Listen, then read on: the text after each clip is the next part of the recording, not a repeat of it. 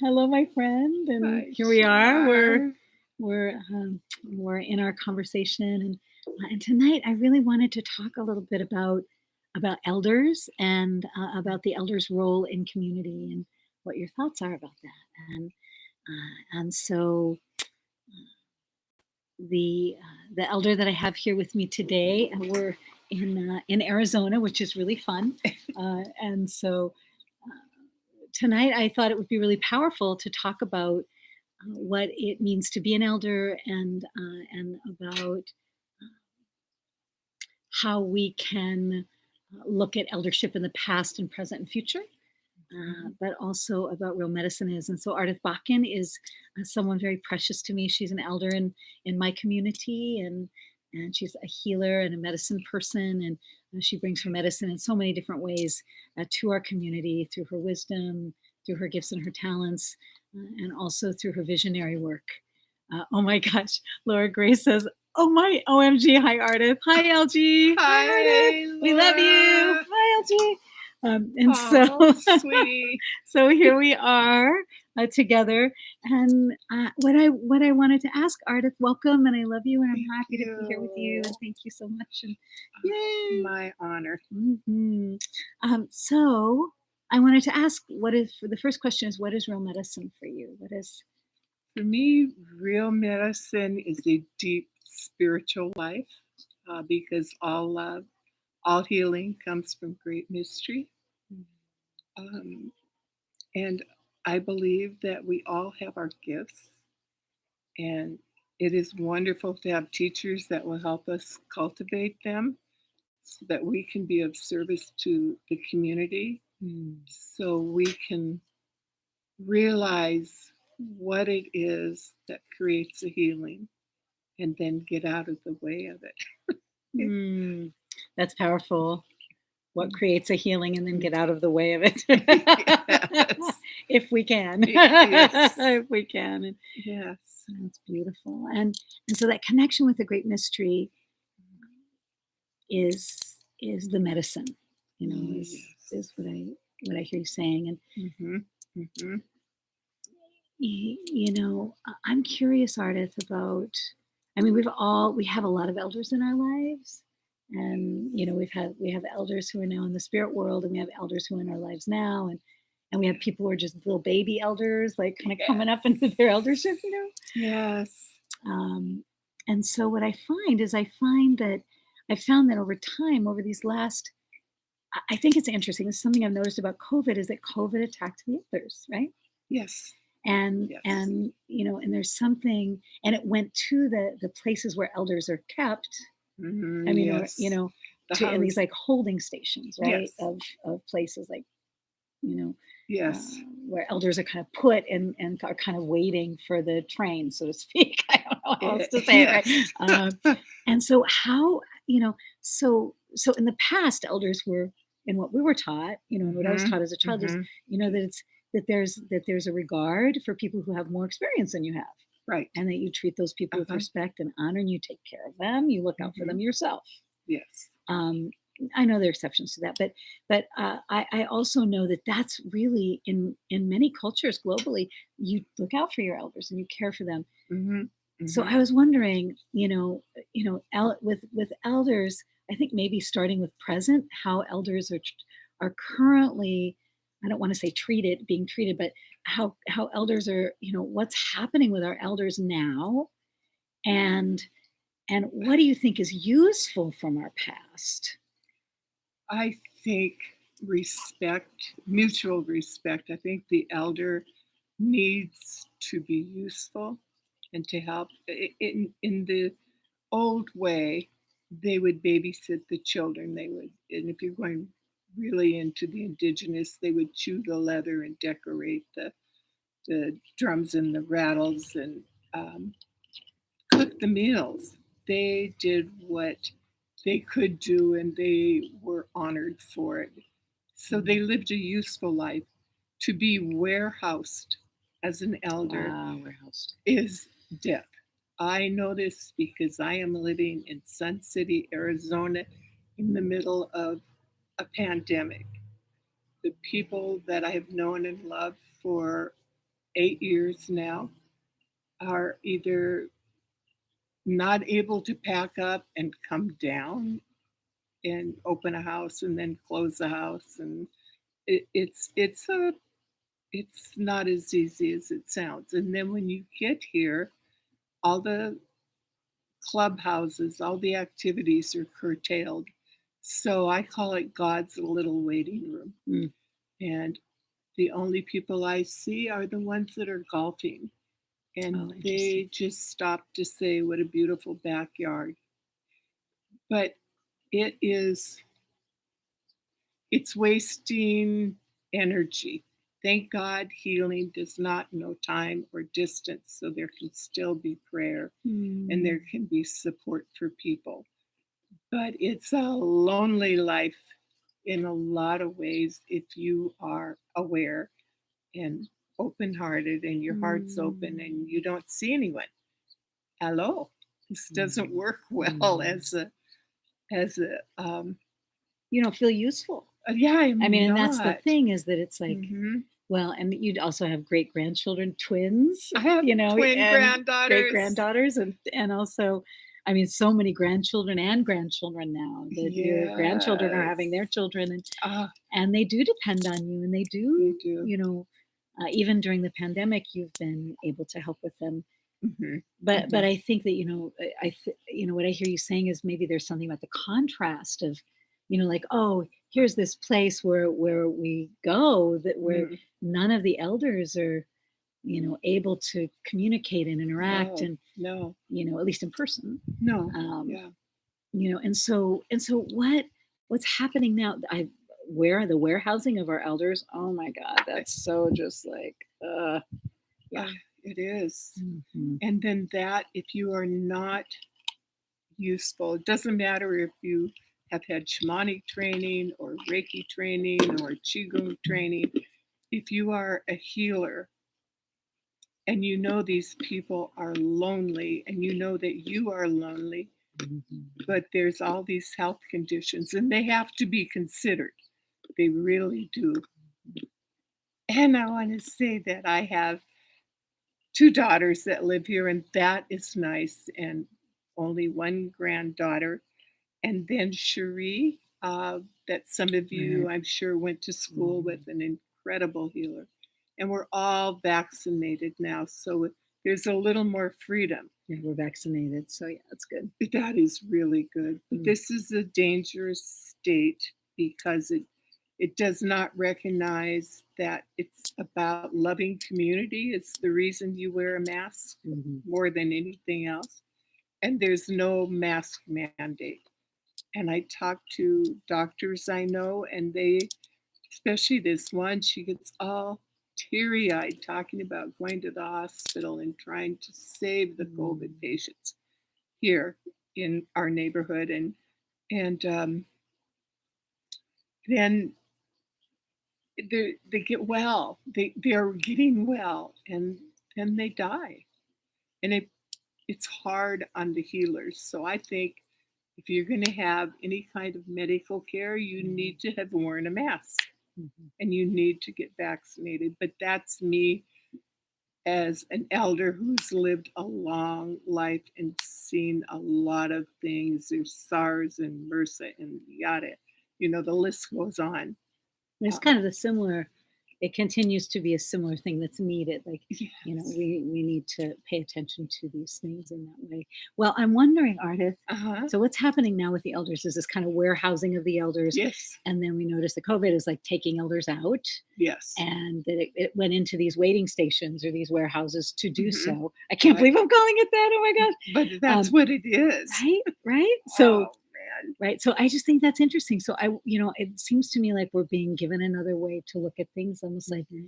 the Hmm. earth is showing us and teaching us and saying, Yes. Please pay attention. This is not correct." I mean, Yes. that's one thought That is a among good many, but thought. what needs to happen for our elders? What suggestions do you have so that we could honor our elders and so we could give, you were talking about the usefulness and people feeling that usefulness, so people could have that experience of feeling useful and being useful and Yes. Isn't that a giant question. That is Mhm. very large. What could you do? The first thing is that they could dictate letters, but that entails having extra help in the hospital or in the, what do they call them, the assisted living, and on and on. There's all these cute names for it, but it still amounts to pushing someone who wants to be part of the family, somebody who wants to be part of the community. It Mm. pushes them aside. And if you have any common sense with this kind of a pandemic, you don't go into small places or even big with the windows closed and this terrible virus at loose. So church is out, and the only thing they haven't put out very often here is the bars and the restaurants. And Mm. I asked my granddaughter Mariah, I said, "How do you feel when someone comes in with COVID and it is tracked to a night at the bar?" She said, "They're people. We love them and we help them." Mm. And I'm going, wow, that might be good for the first and second go round, but Mm. I, as a grandmother, have a different thing. And I'm trying to remember that we are all God's children Mm. and that everything is in perfect order. And I don't like it much. That sounds like good wisdom. It sounds like good wisdom, my friend. And so I think, the writing of letters. I think Carrie Rose. We were talking about this, and she had talked about having different people call their patients that they worked with, or even Oh, that right. if you're working with patients, I work at a clinic, Hmm. and just simply calling my elderly patients and saying hello. Or there's also organizations that like Friend to Friend or Meals on Wheels, or there's Uh-huh. different organizations where they are doing those kinds of things. But I think it's about connection, Yes, it is. community. Yes, Um, absolutely. but how do we have to access wisdom from our elders. So for me, it's like how, you know, COVID is coming. Well, maybe it's coming to, it's changing. Right. Yes, it is. But as we go forward, since we've been doing the warehousing thing for a while now, Mhm. so as it's closing and as things are changing, how do you think we're being asked to change for the far off future? I think we are, if we are going to have wisdom, and anyone at any age can have wisdom and love, I Mm, think we need to find a tree, go into the forest, hug it. A lot of mm, people are suffering from nature deficit now, and it mhm. causes anxiety and stress and depression. And The uh, mental health kind of crisis yes, that we're in right now. yes, Mhm. absolutely. So go someplace, hug a tree, develop your prayer life. Do not let it go or say, well, it's not going to make a difference because I can't see the end result of me sending love and healing energy to you. Yes, you can. Whether Mm. that person's healing is the ultimate of leaving this earth and joining spirit, or whether it's, well, okay, now you get well. And as a person who's had a funny little health walk, I know that you can feel the prayer and the Oh, yeah. energy. And I know that your team that's doing surgeries on you or whatever it is, they have mentioned they feel the, the grace, for lack of a better word. They use more medical. Oh, the grace, yeah, the Yeah, grace. they feel it around the patient and around them. So do not dismiss ever your ability to make a difference. Mhm. And so, say, elders, Yes. 60, right? So 60, we reach our elderhood when we get to 60, right? And then the youth of our eldership, right? And then Yes. a Yes. 70 is the midlife of our eldership, and then 80s and above is the eldership of our eldership. So Yeah. So there are those of us, as we're preparing, what would you recommend, like for those of us who are in our 40s or 50s, or, what would you recommend Ah, for us to be thinking about or doing in preparation to become elders? Or is there something that you could recommend or something that comes to mind around yes. that?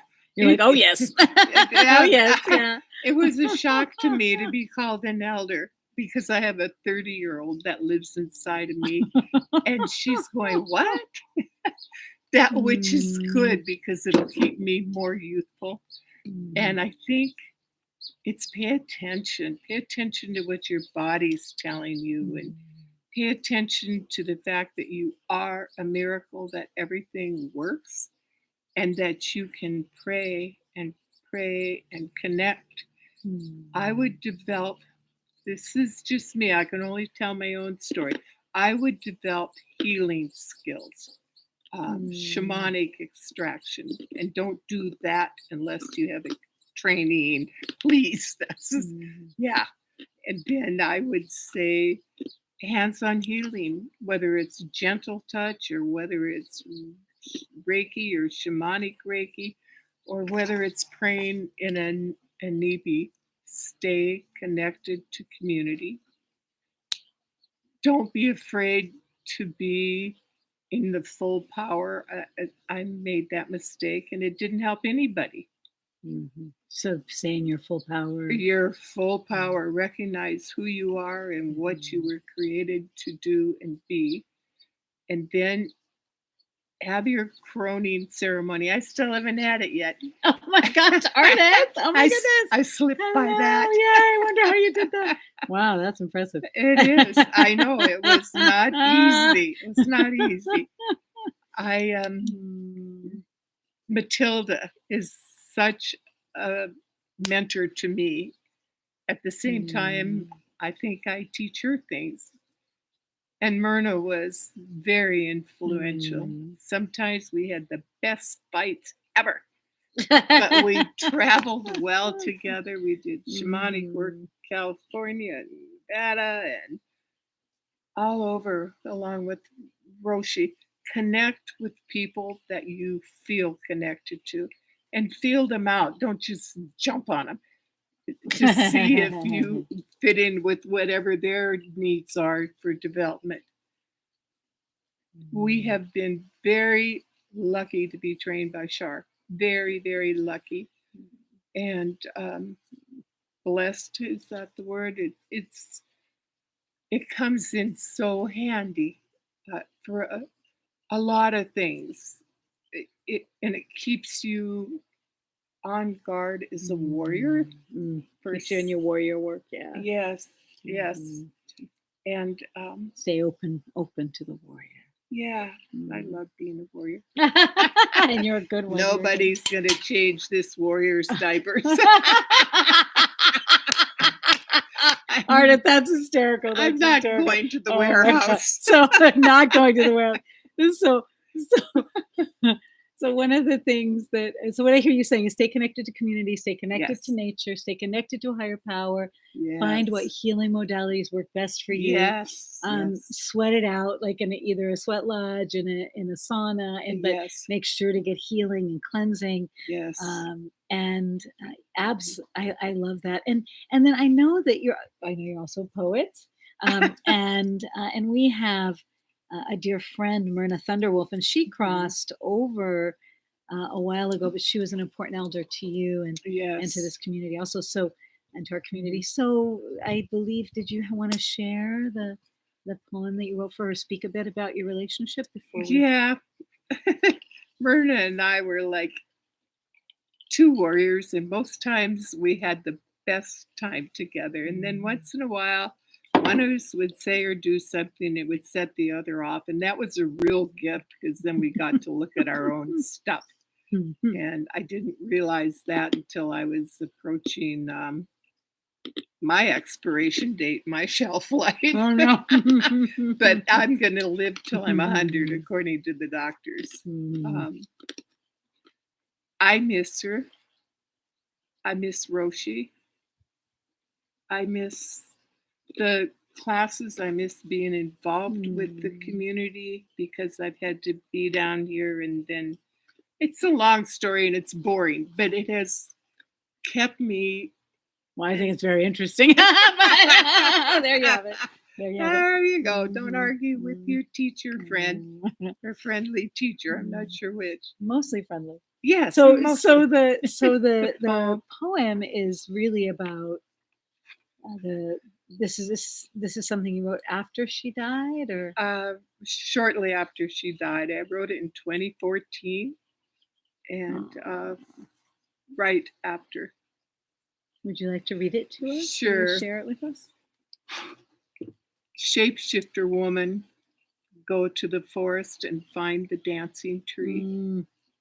A tree moves through the forest, tall, passionate, prophetic, seeing flames, the world splitting apart, people coming together.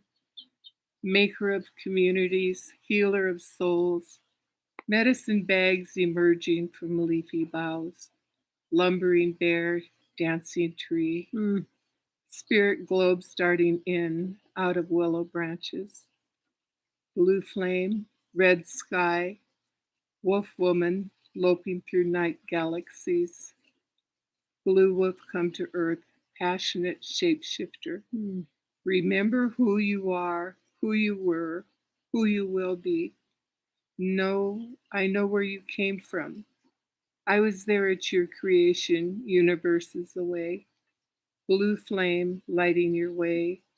A star map guides your soul. Blue wolf woman, my friend, my teacher, my student. Too soon, too soon. A tribute to Myrna Vladik Thunderwolf. Thank you, Artist. This is so Yes. I think that this says a lot of what you were saying. You know, tall, passionate, the world splitting apart, wolf woman loping through the night galaxies. Oh my God. Blue wolf come to earth, passionate shapeshifter. Remember who you are. And so I think that this says a lot about, and really says it all about, as elders. I think the elders that I know, and you are included in this, have shifted the shape of my reality. You've changed my reality. That if I have an issue, or I have a group of elders that I run things by, and you guys let me know, like, hey, Sundust, like, maybe not that, or you say, hey, that's a really good idea, or but I can run things by people who have experience, and it changes my world for the better. And so I think that that's one of the great gifts of you in my life, and of the other elders in my life, that we can appreciate every day, because any time you go is too soon. Oh, sweetie. Oh, I'm trying not to cry. No. I miss community so much. It's so full and satisfying and rich in Seattle. And yet I need, I guess, this place. I need the weather.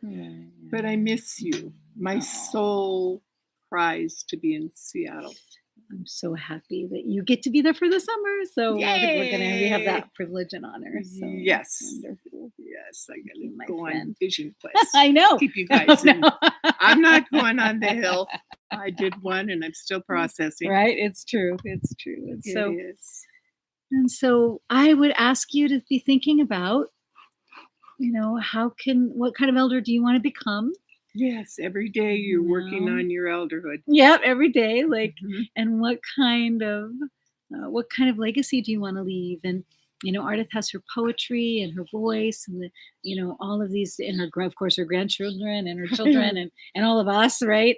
And so, but what is it that you want to leave behind, and what is your legacy? And but more importantly, what is the elder that you want to become? And then how can you begin to heal our elder community in such a way that there is inclusion, and not only inclusion, but where everyone is able to offer their gifts, and that the youth are able to offer their vision and perspective, and the elders are able to offer their wisdom, and then those in between get to support.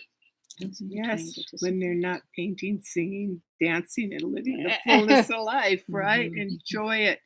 Mhm. Enjoy everything being limber Oh, and balanced and full heart, full thank heart. you. Thank you for being here, my friend. I Oh, love thank you. you. I love you Thank right you. Oh my back. gosh, we did it. We Yay. did. Are we Mm. gone? No, Bye. we're still here. We're definitely not gone. Bye, everyone, and we'll see you soon. Laura Grace, we love you. Oh, We love yes, we everyone. Thank do. I you. love you. I love you. See you soon. See you next Tuesday. Mm. Oh, nice.